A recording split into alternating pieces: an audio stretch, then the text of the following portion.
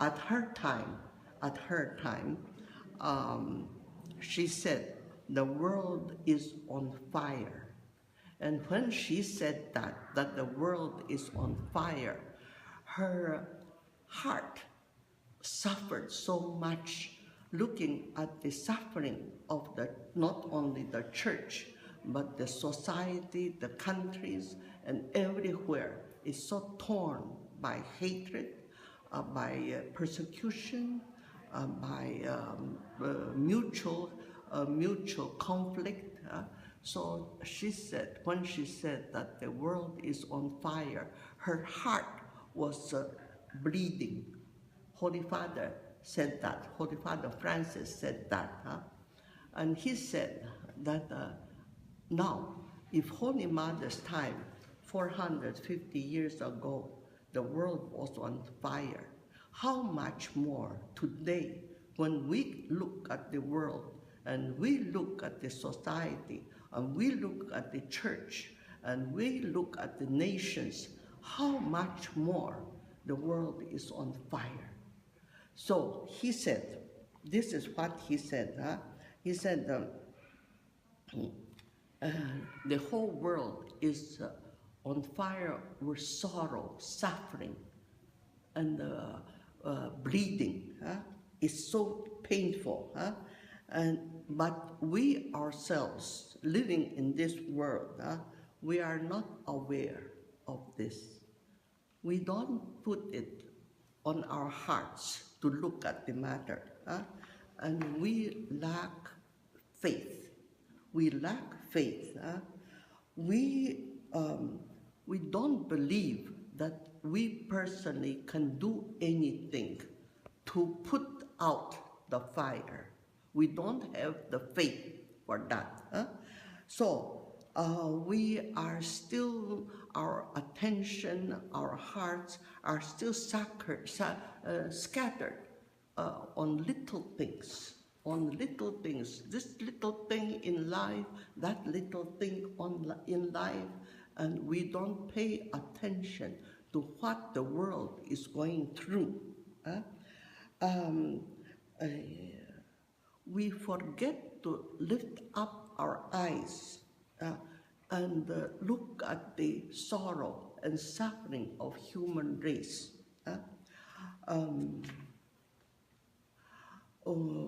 We have to join Holy Mother St Teresa. We have to put our hearts together with hers and say what she said at the time. When she said that the world was on fire, Holy Mother said that at least what can I do? Even a little, just a little bit. My ability is very small, but I can do something, a little bit, to relieve, to put down the fire, to help the humanity that is in sorrow and suffering. It is not the time for us to be discussing with God on little things, unimportant things. The important things is that the world is on fire. I think Holy Mother, what she said at the time, that what can I do, this little thing, to put down the fire, to help the humanity. I think the same thing should be enkindled in our own hearts. And we must ask ourselves, what can we do to help the humanity that is suffering so much? We cannot do much, but at least do the little we can do. So I was thinking, actually, what can we do? What can we do? I said to myself,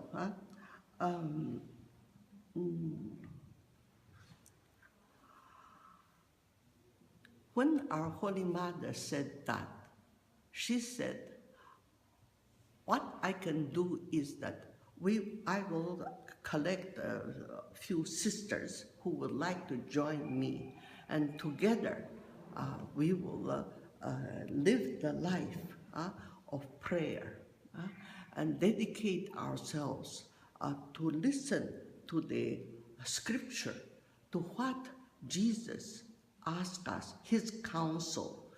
We will try to observe what Jesus proposed to us as best as we can, and we will observe the rule and constitutions and live our cloistered life as perfectly as we can. And this way we will make the Carmel a true place of prayer, so that whoever comes to Carmel will see that Carmel is the place really dedicated to God in prayer and in really living the life of holiness.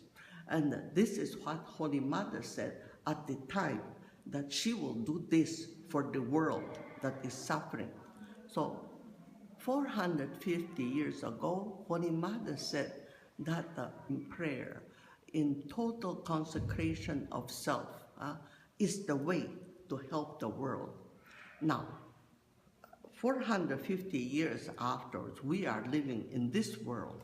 And I said to myself, if we want to help the world, what is the best way for us to do so that the world, we can help the world?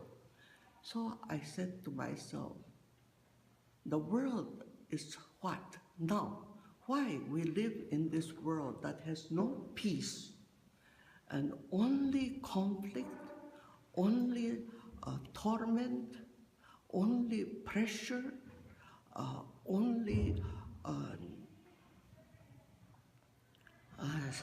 stepping on others, and competition, and no charity. What is this? So I said, must be, I was thinking, probably there are three things that are really tormenting people in this world. First, everybody is full of anger and dissatisfaction. Those who live in the world, they are angry at this, angry at that, and wow, this is bad, this is no good, why this way, why that way, and dissatisfied. The poor are poor, the rich are too rich, and the company don't pay us enough, and the service is no good. Everywhere complaints. And what does anger produce? Anger produces hatred. There's a hatred. Even close people together, they are hating one another. This is what the common situation. You look at it, we don't look at the newspaper, but those who read the newspaper and watch the TV, they have nothing good to say. Only what the TV says, what the newspaper said. This man is committing suicide, that man is killing people. And this man is cheating, and that man is what? Wow, I think very often I said, Lord, I'm really very selfish, but I certainly am very happy to believe in the cloister and see nothing and hear nothing. But that is not the way to live. Only a few people can live in the cloister. Most of the people are living in the world, and those who are living in the world are our brothers and sisters. Why should I be so selfish as only congratulating myself and glad to see others suffering? That's no way to live. So I said, no. So there's anger, there's hatred, and then what? The third thing is what? They're fighting. This one want to grab, this one want to win, this one want to say, I am the right one, and he is wrong, she is wrong, I am right. And beat down the others. They go into lawsuit, and they are happy to win the lawsuit. They never think of those who lost the lawsuit, what they are suffering. No, that's not in their head. They only think, if I can win, that's it. If I can gain the money, if I can take possession of this and that and rob the other people, what do I care? That's the kind of world we are living in. So if we are living in this world, then what to do? What to do? Are we just going to sit down and say, well, what can I do?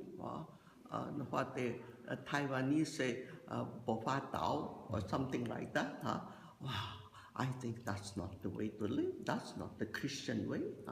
So I said, then if Holy Mother at her time said, what will save the world is a life of prayer and the way of prayer, and really a place of prayer, and really work for holiness, then what is now modern world, in this modern world we living?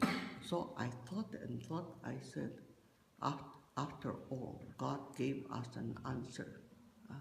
What did the first Christians, when the church was established, and the first Christian came out, and the people were persecuting them, we have nothing but martyrs.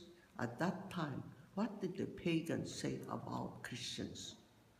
Look how they love one another. Look how they love one another.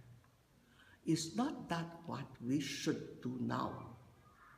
In this world where there's no love, only anger, dissatisfaction, only hatred, and only competition and fight.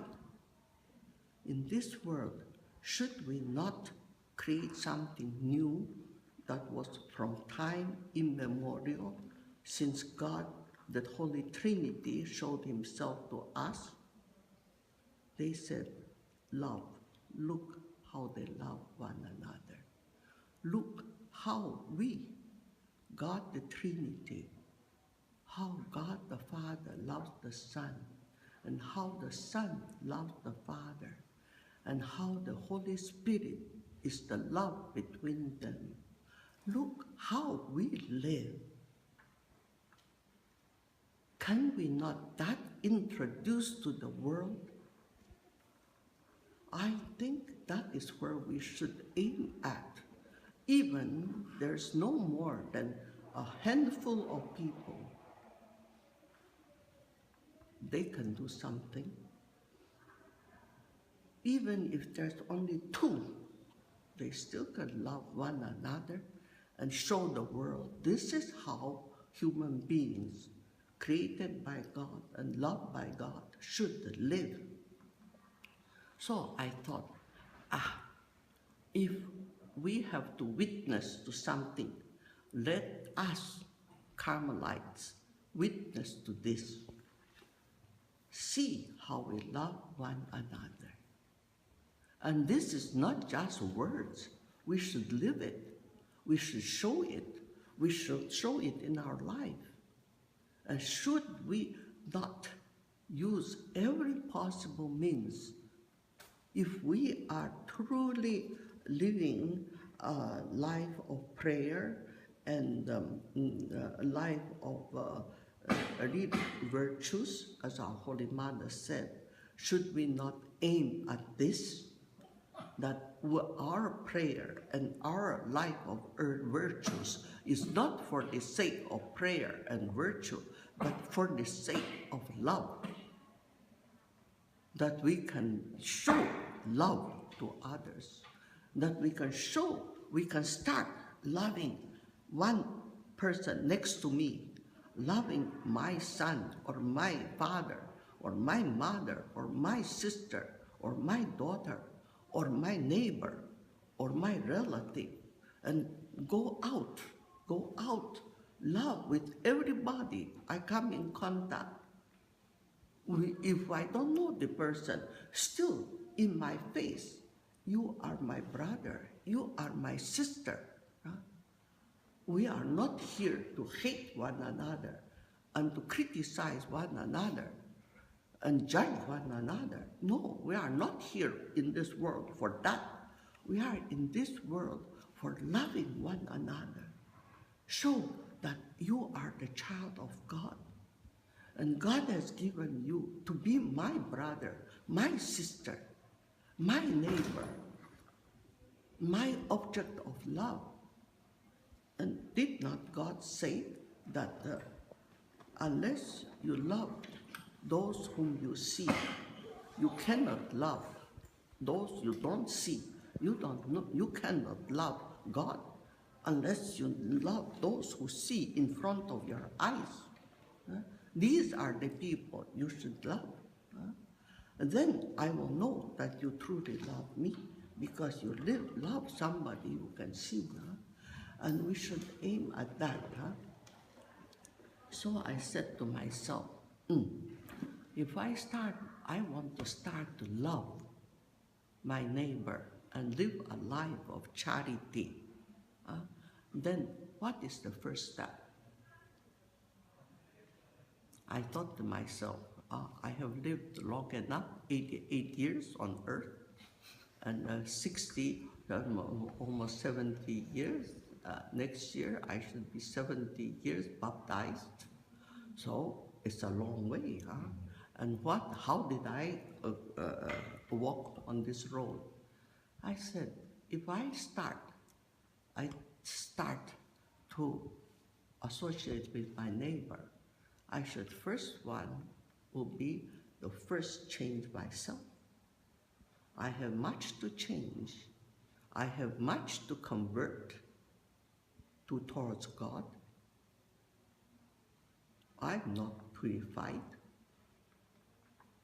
I have not gone through the purification, sanctification that God wants me to be. So I should start with my own conversion and see how I can change to be more God-like. And I said to myself, well, how?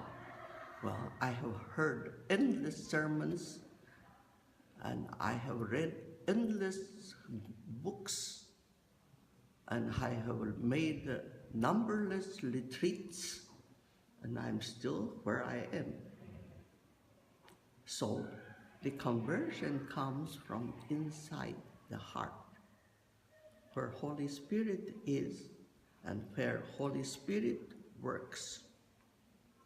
And He over there should give me the grace with which I cooperate, and then I see clearly what God sees and how God wants me to see.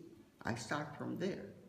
So conversion starts from God touching me and how He works me and how I respond.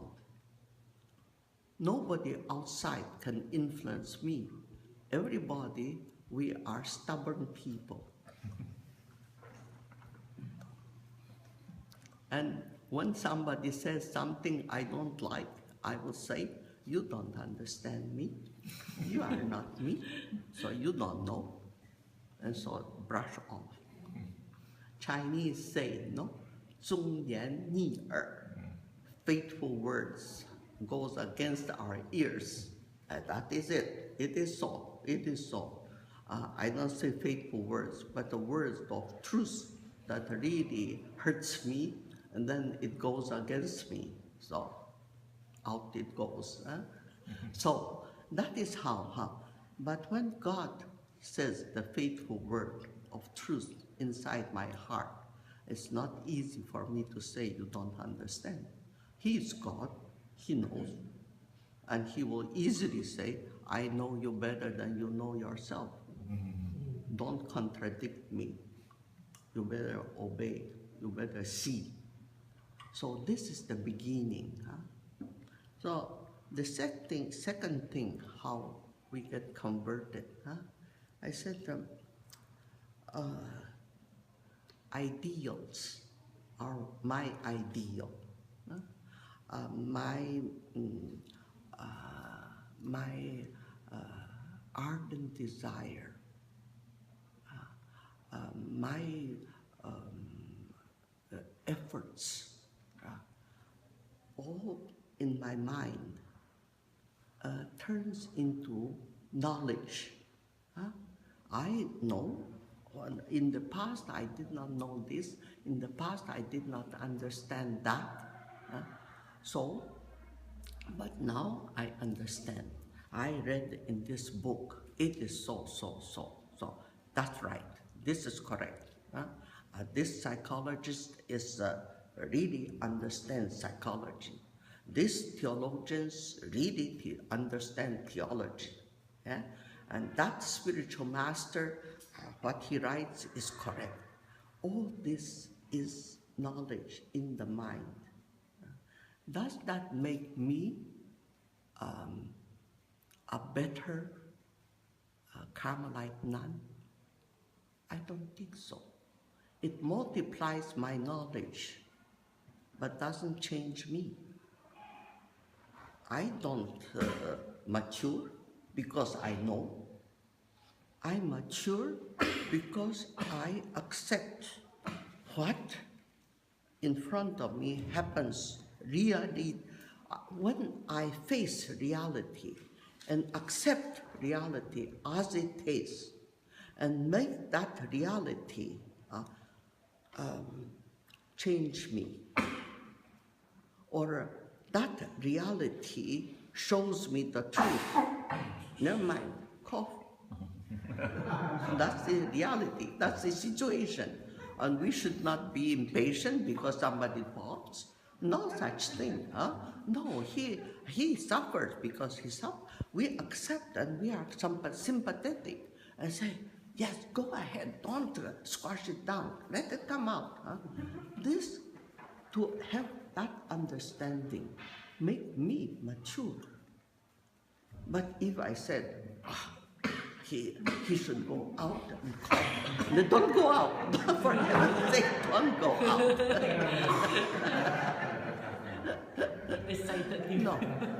No, to see reality and make that reality work on us, whether that reality demands of us understanding, or that reality demands of us patience, or that the reality demands for us charity, anything that we respond in positive way and not in a negative way, that makes us grow.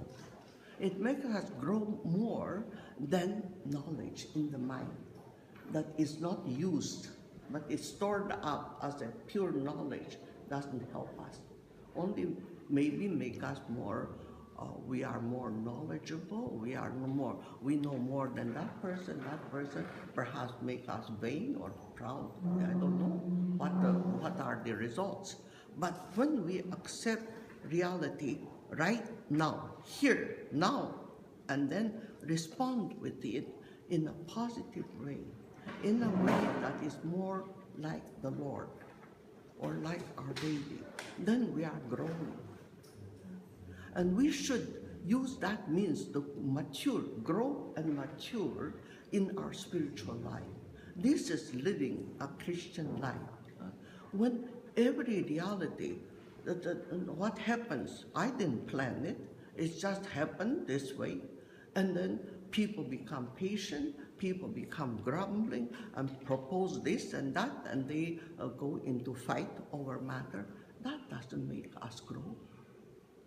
So what makes us grow is to accept and mature this moment in this reality.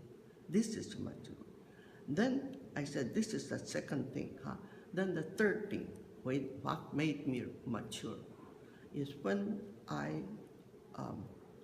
acknowledge I was wrong. It's not when I acknowledge I was right and she was wrong. No, when I say I was wrong, she was right, or he was right, or they were right, but I was wrong, but I did not know. Now I know. I don't need to go and apologize to everybody. No, I was wrong. No, I know. So next time I know I have this weakness, I have this tendency. Be careful. Paula, be careful. and be the first one to say, oh, probably you are right. Let me think. This helped me a lot. And not only helped me for the moment, but helped me afterwards in many ways, because I came to be very careful of my limits, my limitation. I have many limitations that only discovered gradually. Even though I'm 88, I'm still discovering my limitation that I was very reluctant to face. And it's good. It's good. That's the way we get into heaven. We not go to heaven and say, look, I was like this, and I lived this way, and I have a right to get into heaven. No, we go crawling.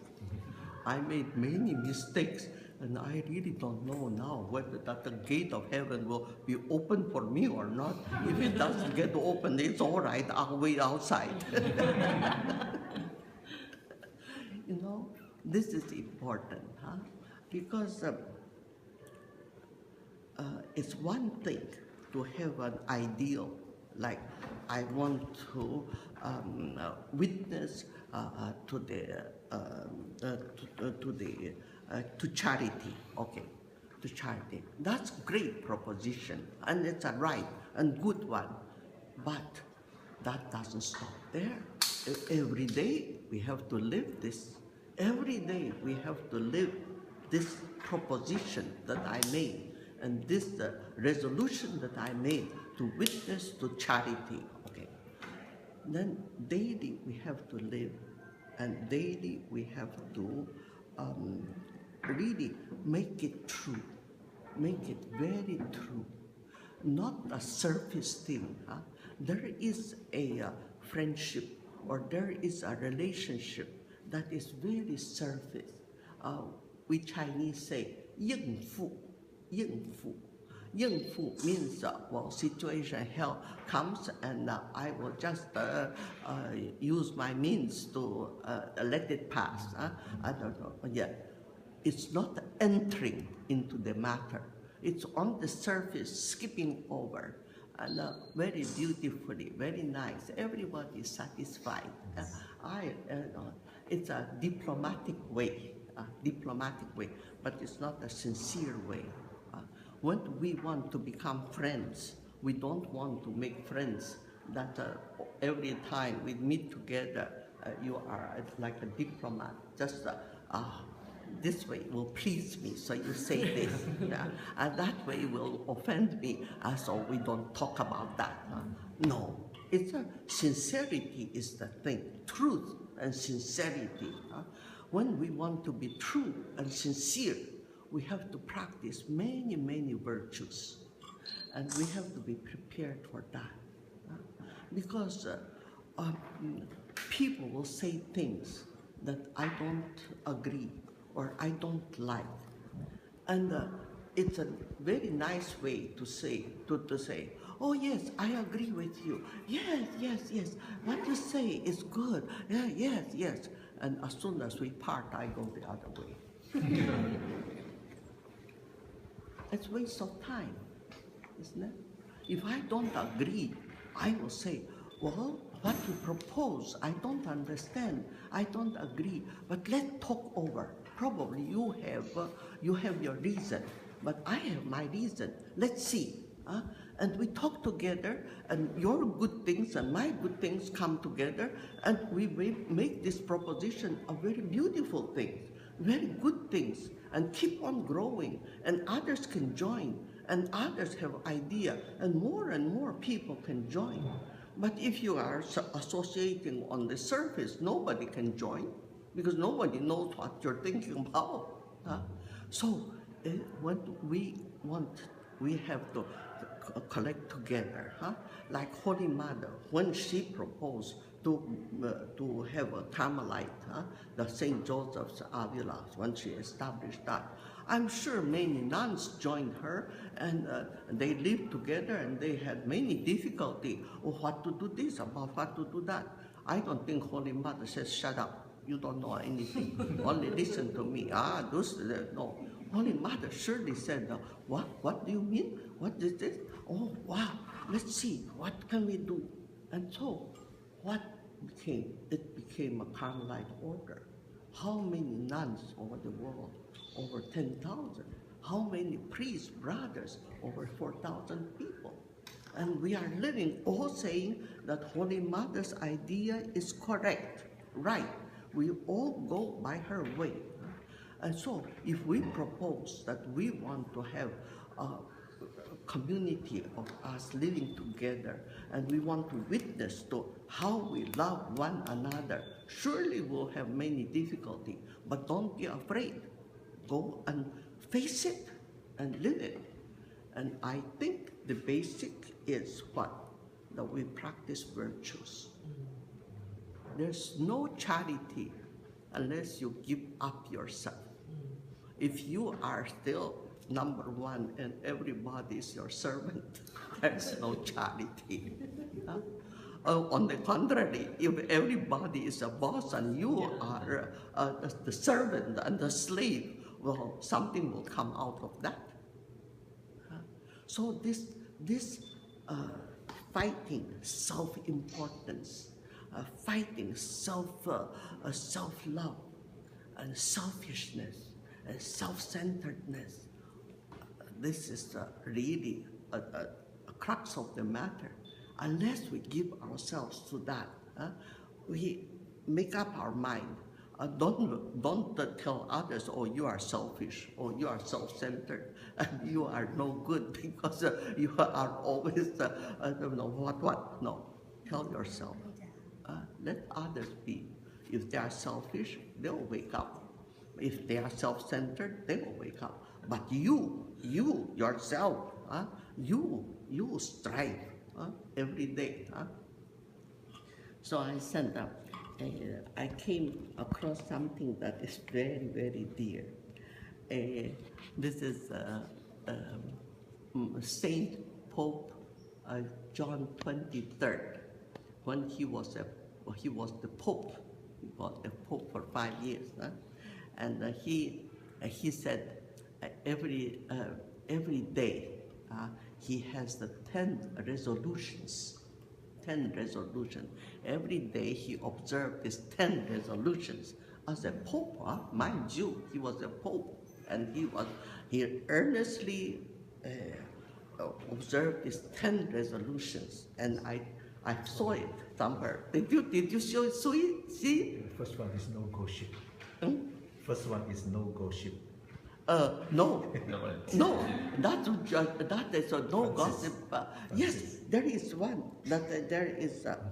First one is I will positively live today, and I will not think that today I can solve all the problems of my life. I will not do that. I will live today, happily live today. And I will not tell myself that today I can solve all the problems of my life. No. Second, I will be careful of myself. I will dress neatly, and I will not raise my voice to talk in excited way. No. I will behave courteously, and I will not criticize. I will not criticize others. 不批评. I will not criticize others except myself. I'll criticize myself, but I will not criticize others.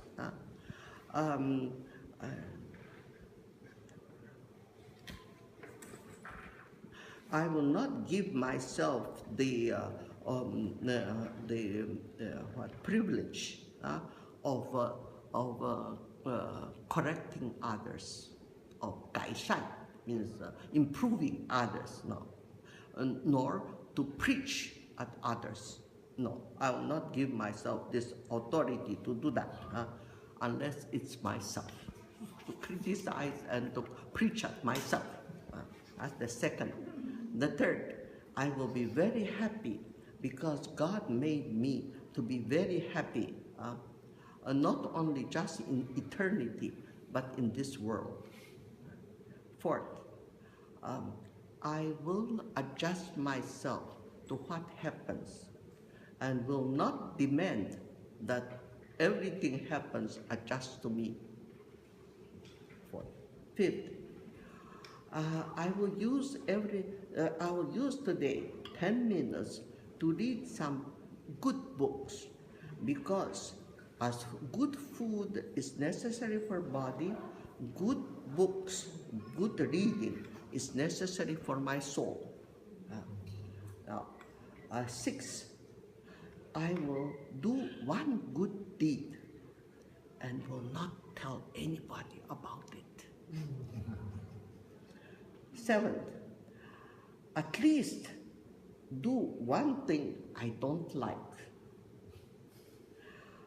If I feel hurt, somebody hurts me, if my feeling is hurt, I will be very careful not to show it, that others will notice it. Eighth, I will plan for today. Although I may not be able to fulfill this plan for myself, but I will still plan it. At least I will not make two faults. I will not commit two faults. One, impatience. The other, indecision. Just I cannot make decision. I say, is it this way or that way? Oh, I don't know which way to do. No, not the indecision. I'll make decision, right or wrong. I decide. But on the other hand, I will not be impatient. 性急. Ninth, no matter what happens, I will firmly believe that nobody in this world can take care of me as God can take care of me. 10th, I will not be afraid. Especially, I will not be afraid to enjoy good things and believe that there are good things. I will also believe that for 12 hours, I can work, do the present work for 12 hours, but not for lifelong. It's horrible to think that for lifelong I have to do what I'm doing now. It's very humorous, So this is, I think, even as an old pope, that he only 5 years that he died, so he was quite old. He was 70, almost 80 years old when he became pope. And even as 80 years old, look how fervent he is. For his own soul, he battles so much. This I admire in this Holy Father. As old as he is, he doesn't neglect his soul. He doesn't say, I have practiced enough virtue. No, continue to go, continue to practice virtues, continue to walk the way of perfection. This is admirable. So I said to myself, no, what? As conclusion, I said, Holy Mother gave us this thing. She said, in community life, she has 4 must, and all must, first, all must be friends. In community, any community, not just Carmelite cloister community, your third order, you are a community. In your community, all must be friends. 1. 2, all must be helped. We must help one another. Those who have need, we have to pay attention to help. Everyone must be helped. 3rd, all must be loved. 4th, all must be held dear. That means everyone must be cherished. We must cherish one another. Everyone is dear. You are dear to me. You are very special to me. Huh? This the Holy Mother said, and that she said, all must. Huh? And I think this is something that we have to remind ourselves very, very often. When we are third order together, we are forming a community, we must remember and remind myself and remind others, look, we must be friends. No one must be left out. She said, she's difficult to she's difficult to associate with. He is impossible. He has such a temper. No. Holy Mother said, no such thing. It should be ruled out. Everyone, nobody should be left out. Everybody should be friend. Very good.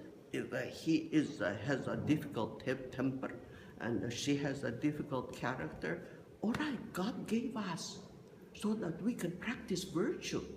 If we have all saints together, we better not stay on earth. We better get up in heaven. Huh? But because we are on earth, we ourselves need to be rubbed and massaged. Because that bad temper, maybe others don't think he has bad temper, only I think he does, because I have something that was similar to him. So we are battling one another. So it's very important. These four things make us vigilant of ourselves to practice virtue, and we have to.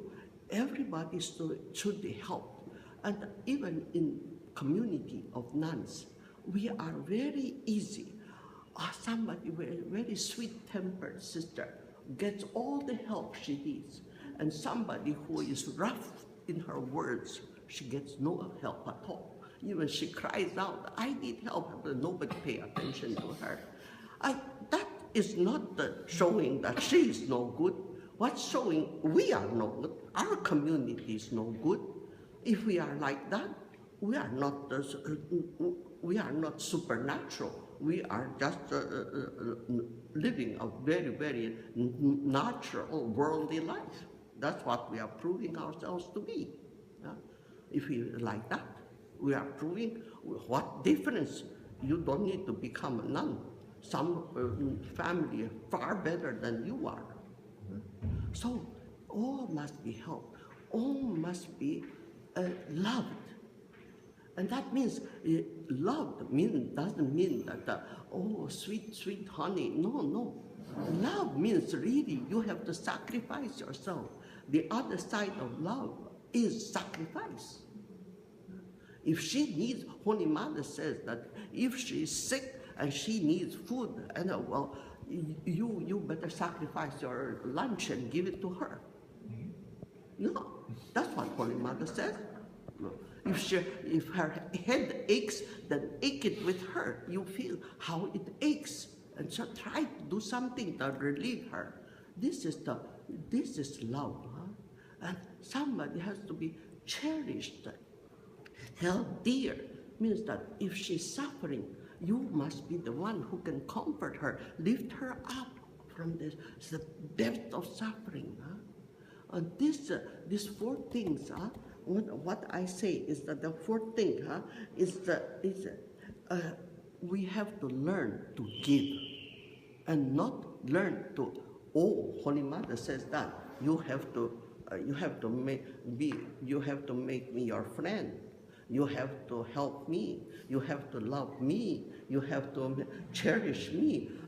Me, give me. Huh? That's not. You have to make up your mind to give. Huh? And when you have to give, means that you have to be sincerely give, and not a surface give. No, sincerely give. It costs you something to give. This is really will be the charity that the world will see. The world will see. So I said, I would say, if our world is in such a terrific need of grace, we really, the world has everything, money, knowledge, progress, everything we have, the world has now. Holy Mother's world compared to now, the world, her world was really poor, had nothing. But now we have machinery, we have everything, we don't need to work. All the machine works. And so we just sit there and we enjoy ourselves, watch TV and this one. Yeah, but that doesn't make us go anywhere, no. So that if the world is have everything except grace, the world has no grace. If it has grace, it will have come out from this trouble of hatred, of anger, of that. It should have come out, but doesn't come out, goes deeper. So somebody has to gain this grace from God. And we gain from grace from God only by pleasing Him. And what does not please Him is sin. We have to do everything to avoid sin. Anything that displeases God, even remotely, we have to get away from that. And constantly pray, God, purify me, because I don't know where my soul gets this dirt on it, where my soul gets things that stick to it. Purify me, even at the cost of pain and distress, suffering. It's better that I suffer than to be displeasing to you. To have this resolution. And so when we are pleasing to God, Holy Mother says, if you are a true friend of God, you beg Him for anything, He will give it to you. And we have to be that kind of beggars for the world. Then we will truly, really be witness to the world that there is truly love. And this is what we are bringing to the world, love and grace. Grace to be able to love. When you know how to love, you'll be very happy. And you'll have the peace that nobody can take away. And you'll have the joy that the world cannot give, but it is a full measure of joy.